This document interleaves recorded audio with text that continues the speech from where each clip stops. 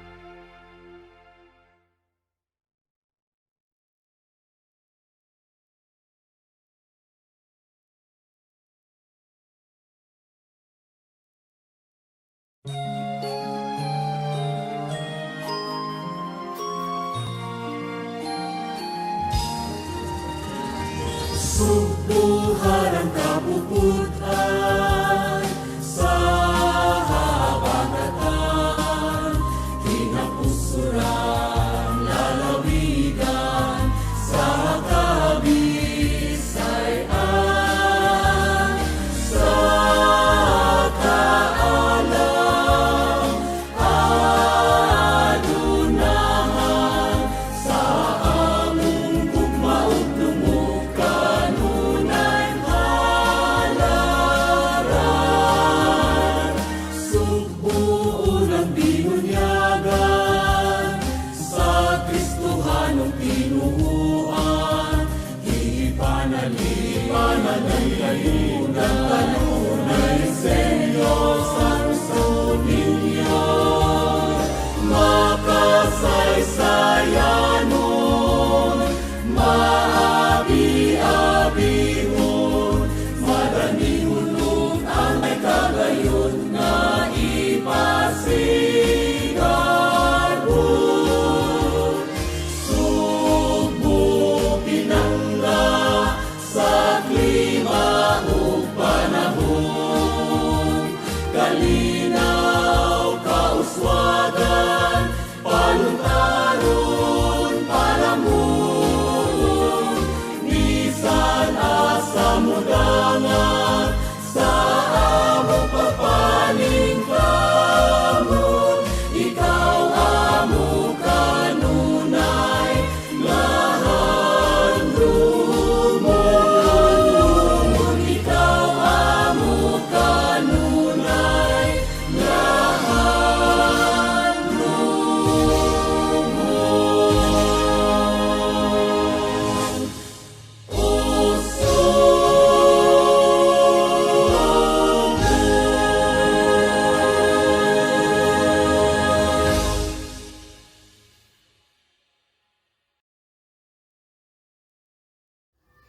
At this time, let us hear from Giles Cedric Bastida for his welcome address.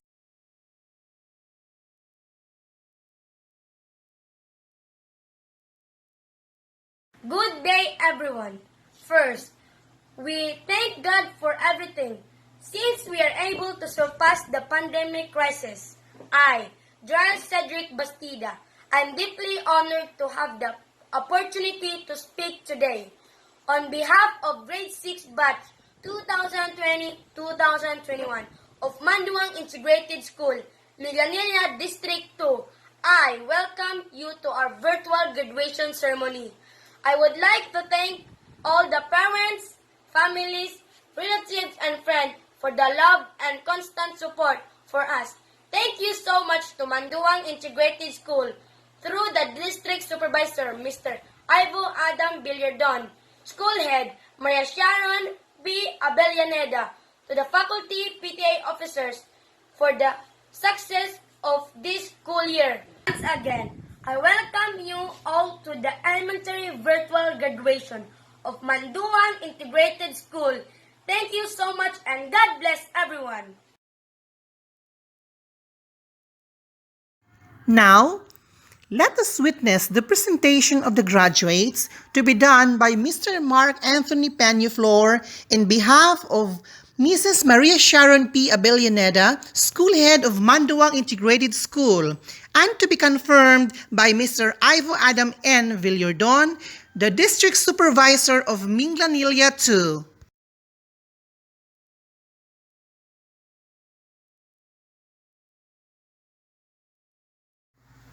Mrs. Maria Sharon P. Abellaneda, School Head of Manduang Integrated School, I have the honor to present to you 67 candidates for the graduation ceremony, 31 of who are boys and 36 are girls from Manduang Integrated School. They have satisfactorily completed of all the requirements prescribed by the Bureau of Education, Department of Education. May I request Mr. Ivo Adam N. Villardon, PSDS of Minglanilla 2, to certify their eligibility for the graduation ceremony.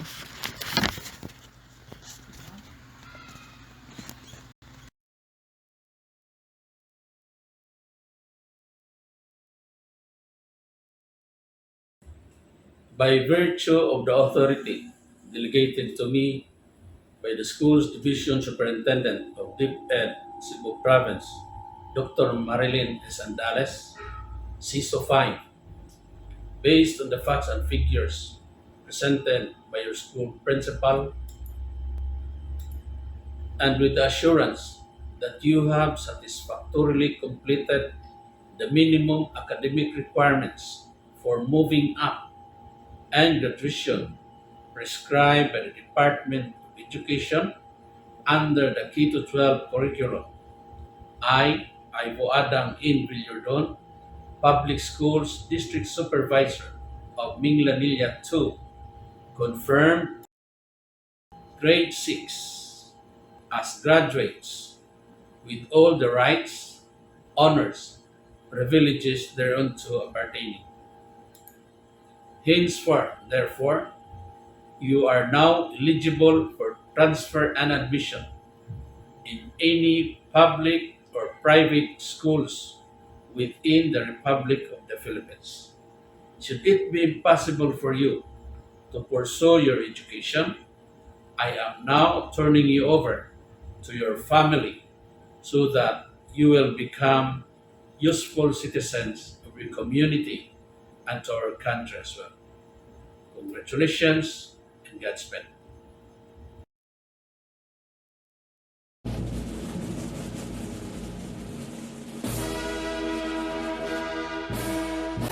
Grade 6 Emerald. Males.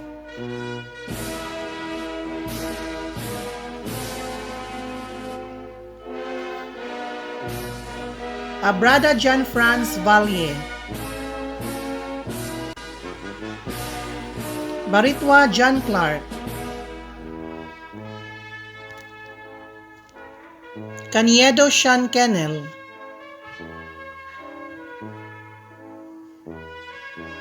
Caniedo James Bandel Socorro.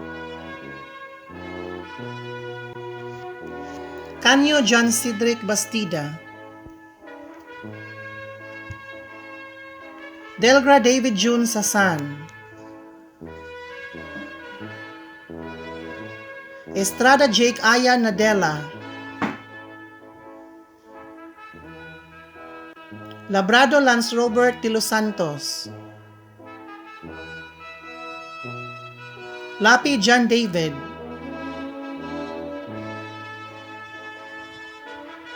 Obas Clinton John Optional. Resuento Luis Gabriel Baritwa.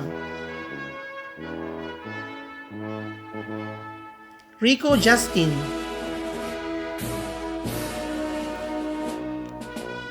Sanchez Alin.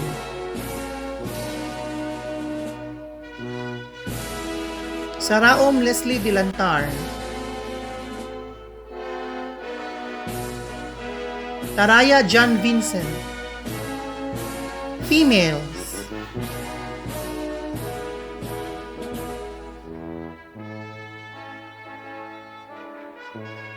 Bagares Jerin Yunzon.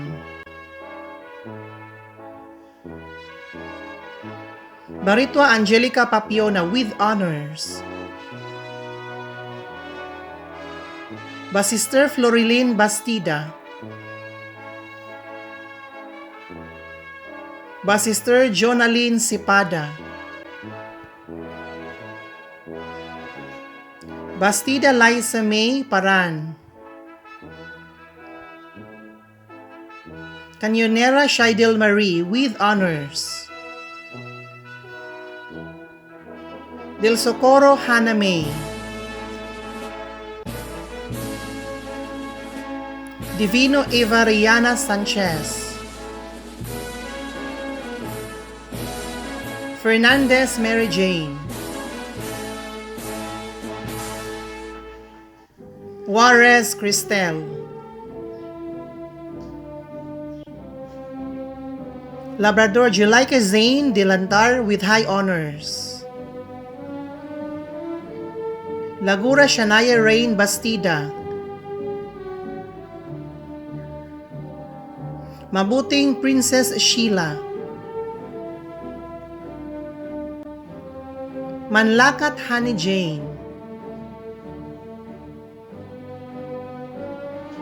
Oranda Renalyn Taliedo, Otadoy Rica Dilantar, Parba Maris Cabillo, Plaza Jenjen Basister,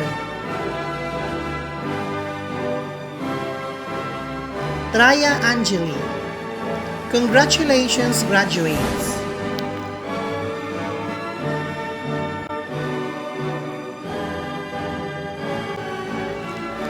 Grade 6 of 5.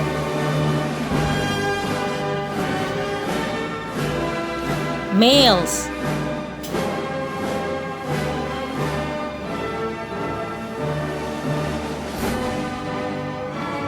Antepuesto Nel John Macasling. Araujo Mark Laruap.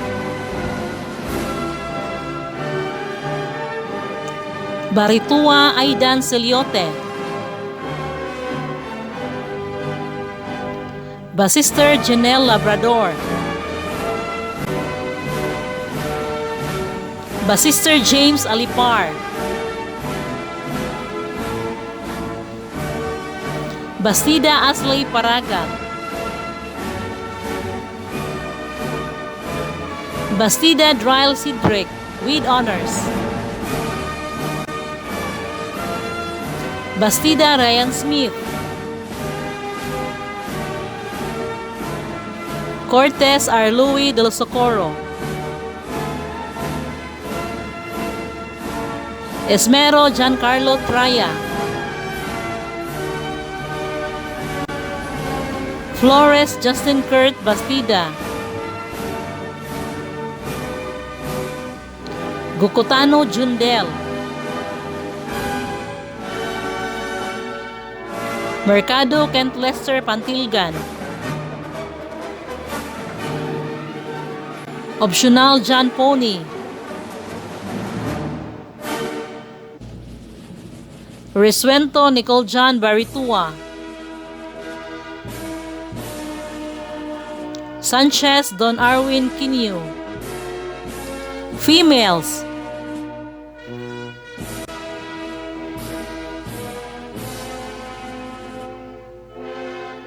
Alcanzado Cristina Parami with honors. Baritua Isel Jane Briones with honors. Bastida Mildred Lawas. Bibiloni Jorilyn Taliedo. Kaliaman Karil Jean Bastida. Cancelier Jillian Parba with honors. Caniedo Shania Chanel with honors. Digula Amor Galia. Del Socorro Mary Divine Pantilgan. Dugadugad Jalaiya Mace Mendoza. Eliserio Karen.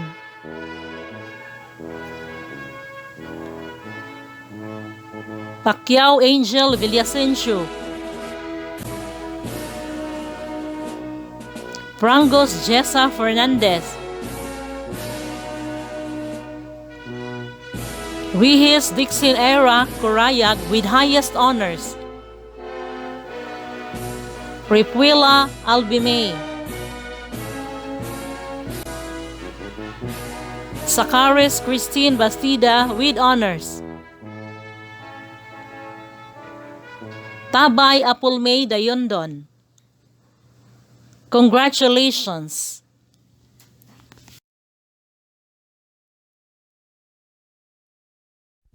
Despite the adjustments and stress the learners have encountered in their learning, they have shown courage and willingness to do so. And for that, they have earned and reaped from all their struggles from the past few months of hard work and incessant home study. Ladies and gentlemen, witness the achievers with their awards.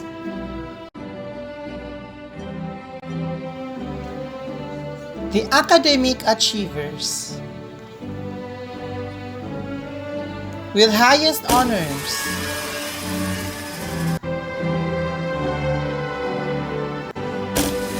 Rehis Dexin Ira Corayag with high honors.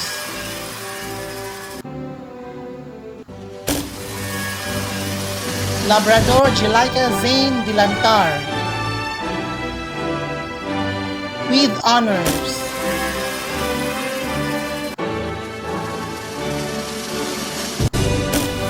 Alcanzado Cristina Parami. Baritwa Aisel Jane Briones. Baritwa Angelica Papiona. Bastida Dryle Cedric.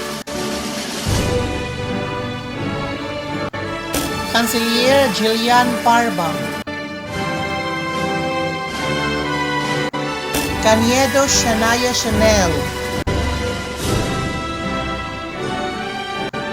Canyonera Shaidel Marie. Sakaris Christine Bastida.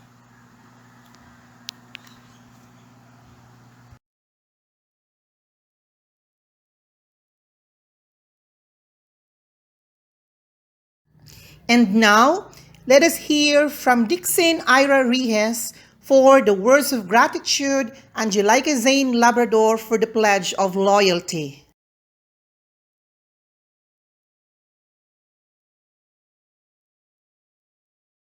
Honorable guests, teachers, parents, graduates, ladies and gentlemen, a pleasant day to all of you. The school year 2020-2021 is a big struggle for us learners. We have been struck by a pandemic and the entire world is in chaos. The usual things to be done has been affected and our studies could not be done the way it was before. Stress and adjustments have burdened us while we grope in this state of darkness and fear. But learning must go on, and so we have made it to the end. Our struggles and hard works have been paid well. To my fellow graduates, congratulations to us all. All of these things have been made possible to all those people who have greatly shared their support to us, and I would give my warmest gratitude to all of them. First, to the Department of Education who have hatched an idea on how to continue with our studies in spite of this pandemic. To our teachers who have journeyed with us in this time of adjustments and uncertainties. To our parents who have acted as our second teachers and encouraged us to go on. Lastly, to all our relatives and friends who are always there with us and have strengthened us with their moral support. Thank you so much for all the things you have done for us. Once again, to my fellow graduates, congratulations to us all. Mabuhay tayong lahat! Tuloy ang laban sa gitna ng pandemya.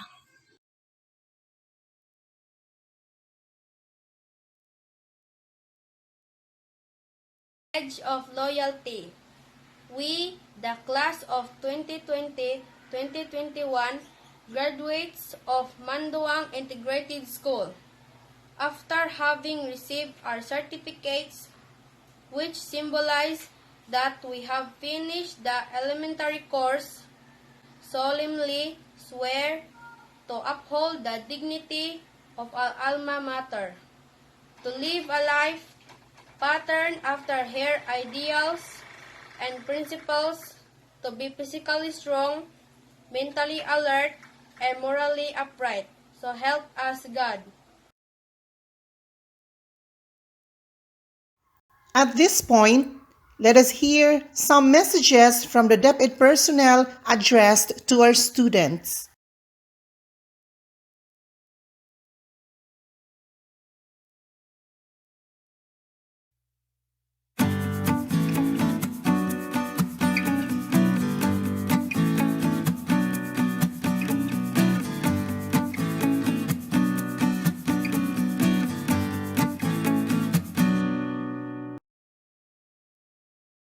Good day to each and everyone who is attending virtually present at this time of our graduation ceremonies for our beloved and very precious graduates for the school year which ends at this time. First of all, I'd like to greet the parents and family members without whose sacrifices, whose reminders, and whose participation in the learning process for our graduates have resulted in this culmination program. This year, your role has changed drastically, where we've always believed that the matter of educating our children rests nearly exclusively on our teachers and our staff. This time, you parents, you family members, you who are in the households of our learners have expanded your role and contributed to this wonderful day wherein finally, our learners are graduating in this culmination exercise. So, congratulations, because this year has not been very easy, has not been a picnic for our teachers, for our family members, as well, especially the parents, mothers, fathers, sisters, brothers, and all who have contributed to the achievement of our learners at this time. So, maraming salamat at congratulations, parents and family members. Mas malaki ang role ninyo at this time compared to earlier graduation exercises. Secondly, I would also like to greet our teachers, without whose very careful review and careful supervision of the work of our pupils and our learners, this event would not be taking place at all. And so, thank you, teachers. Your role has also expanded. In addition to seeing to it that the modules are faithfully followed, the assignments are correctly implemented, and the learners are truly learning, and you have had to deal with new ways of assessing the performance also of the learners. So, congratulations, teachers, for enduring, for your patience, for your love for our learners, and your willingness to engage in a way and methods of teaching which are different from those which are used to. Assessment must have been especially difficult for you, especially since you were not able to see most of the time our students in face to face meetings, and most of the meetings, of course, were virtual. We'd also like to thank the local government units for their interest, for their cooperation, and for their continuing contributions to the needs of education, even as our children do not go to school. Your donations of material as well as financial resources at this time are most welcome, and your advice has been taken seriously not only by our teachers, by our school officials, but also by our officials in the Department of Education. We continually talk with local government units, especially in times of disaster, in times of great need for classrooms, for space, and for responses to unforeseen emergencies. Thank you, local government units. But of course, most of the congratulatory greetings fall on the deserving graduate. Each and every one of you is truly special. You are different from the other graduates who have passed through the portals of your school. You went to school practically without seeing your teachers, if at all. You went to school with your parents, your mothers, and your fathers hovering over your shoulders and seeing to it that you are able to complete your assignments. You are completing your studies at a time when examinations and assessments are different. You are culminating these long months of hard work at this time, even as you have to do family chores, even as you are distracted, and even as your world has turned upside down, and it seems and it appears as if we don't know what the future holds and what will happen next. But you have persevered, and now you are ready to graduate. And therefore, you deserve each and every bit of congratulations from us in the Department of Education, from your parents and family members, your teachers, from the officials in local government, as well as in the parent teachers associations.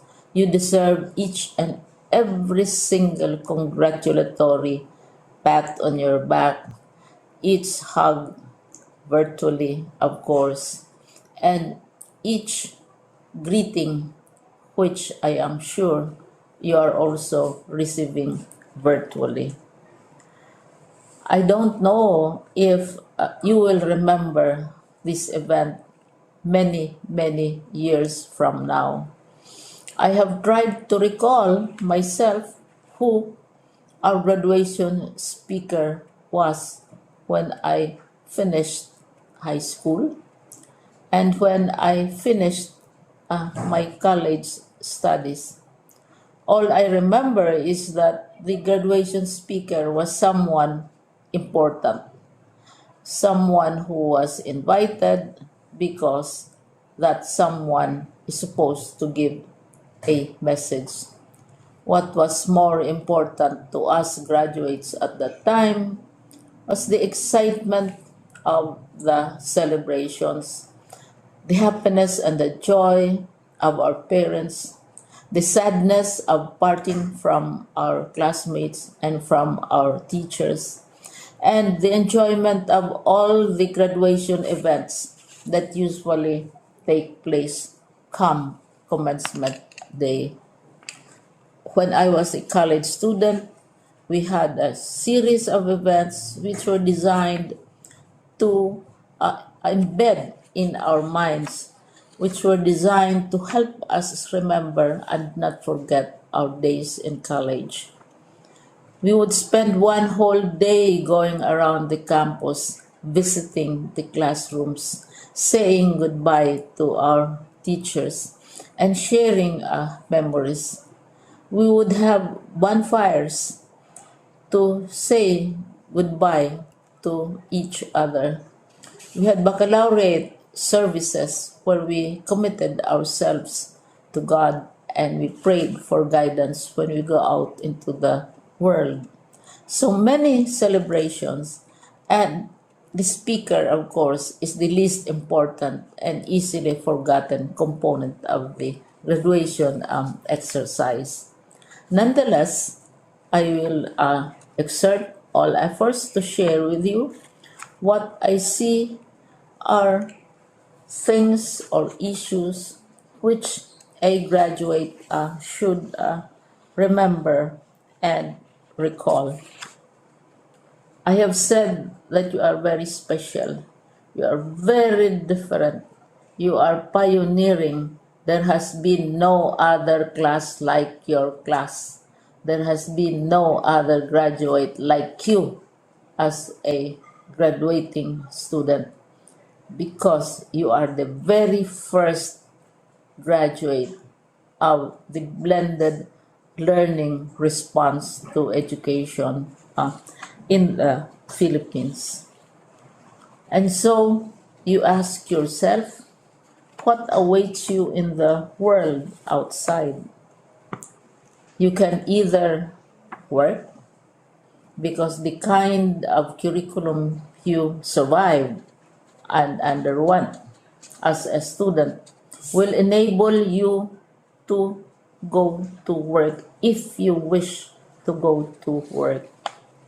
Some of you will proceed to further studies, and this would be a wonderful thing because there are many opportunities for further expanding your knowledge, for further answering and looking for explanations of issues, events that make you curious, especially in science, in technology, and also in the arts.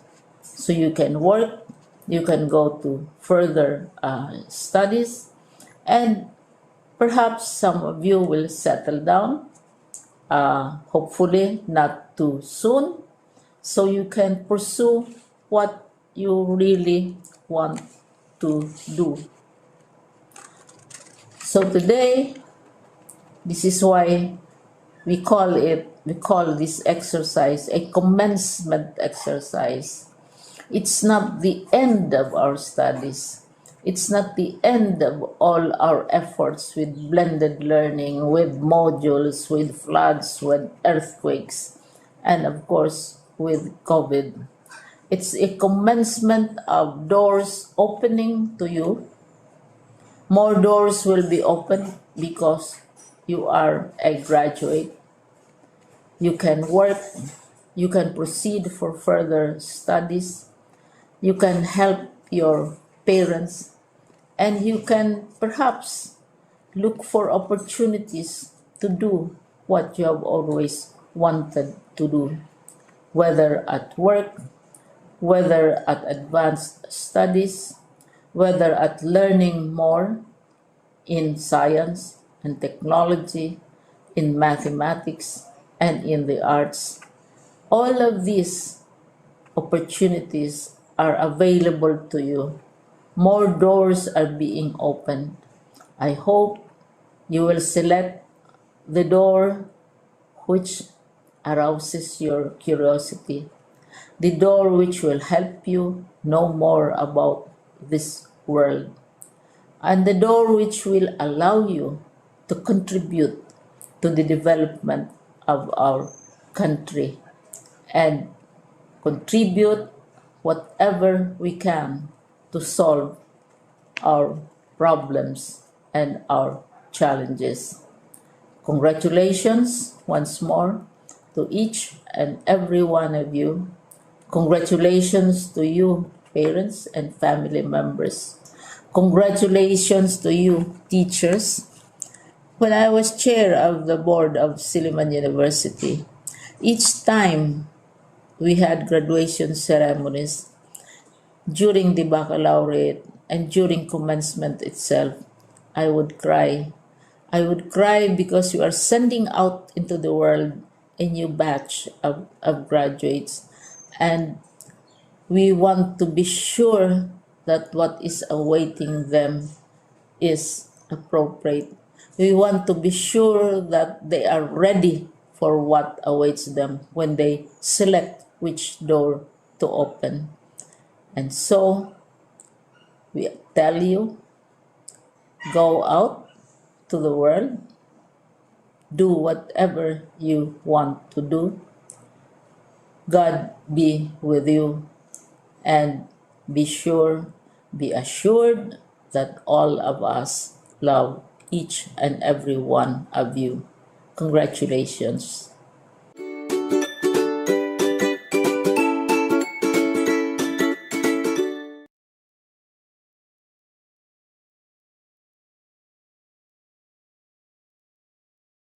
Greetings of love and peace to each and everyone. School year 2020-2021 has been the most challenging year in education. All been struggling to survive in all aspects. But our beloved Secretary Leonor Magtulis Briones lead the baton that education must continue amidst whatever crisis we will be facing. And so, here we are, celebrating one of the most precious accomplishment that you have, your graduation and moving up ceremonies. It is one fleeting sense of pride and joy to be able to celebrate with all of you for your victory, bravery, resilience, perseverance, and commitment that push you to experience what we have today. So our beloved, most precious gems, our dear learners, just wanted to let you know that you are doing great. It is not easy to be learners with all the pressures in today's world. The more in these trying times due to pandemic. How you hurdle your lessons remotely through distance learning of varied modalities, the fear and scare of the virus due to negative publicity, and many more. But you survive and victorious. So, don't lose your heart if you find things difficult. Today, the world is so tested. It is a high time that you put all your learnings into action. Never be a bystander watching as the world takes a paradigm shift. Take the wheel. Collectively, the youth are stronger than any pandemic known to men. Remember, everyone is a student of life as we all keep learning something or the other throughout our lives. So, keep the faith and believe in yourselves. Work hard and work smart too, and with the right focus and determination, you will see that goals are not impossible to achieve. Just have a clear plan, and whatever detours come your way, don't be afraid. Face them with conviction that those are part of the pitfalls where we cannot evade. So be strong and let your education and learnings with God be your shield. And don't forget to thank the most honest persons in your life. Those who can say and tell you exactly what you are doing, either good or bad. Those who guide you sincerely to the path where you want to walk on. Who always with you in times of your successes and downfalls. They are your parents, teachers, relatives, and best friend. So learners, congratulations, you hit the mark on your timeline. To all the parents and guardians out there, your contribution towards the realization of the once dreams of your children is so great. Sustain it, and you will see and harvest the fruits of it sooner than later. So thank you for partnering with DepEd through your children's education. So to all of you, congratulations. To the school, I know how you struggle also, especially that the world was shocked of what happened and nobody was prepared. There were so many hows and whys, but you are able to navigate it until reaching its destination.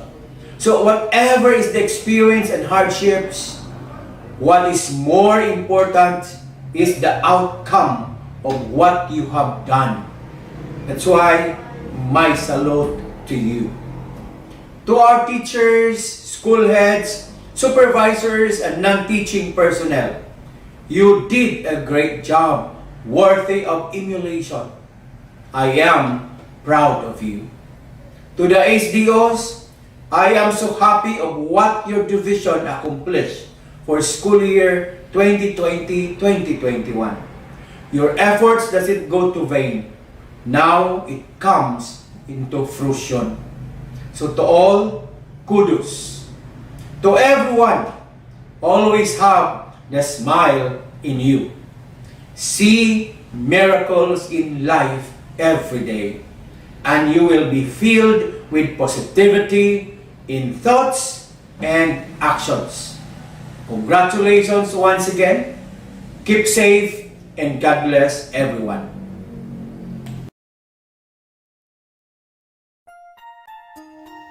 This time, let us hear from Mrs. Chona Canasa for the closing remark. Graduation is a gateway to a higher level of learning. It is not the end of itself, but rather a beginning of a new journey in life as learners. Young people like you have plenty of things to explore, to better understand the world. You have to face the real hardships in the next stage of learning, and that is your junior high school life. Perhaps there would be troubles and hindrances along the way, but with the guidance of our Lord, I know you can make it. Wisdom through dedication, hard work, and strong faith in God will surely bring you to a bright tomorrow. Remember that you are the future pillars of a good society. Congratulations, graduates. Likewise to your parents and families. Thank you so much for this wonderful day. God bless everyone. Finally, our ceremony has come to an end. I would like to congratulate all the graduates for the accomplishments you have done. Have a good day. God bless us all.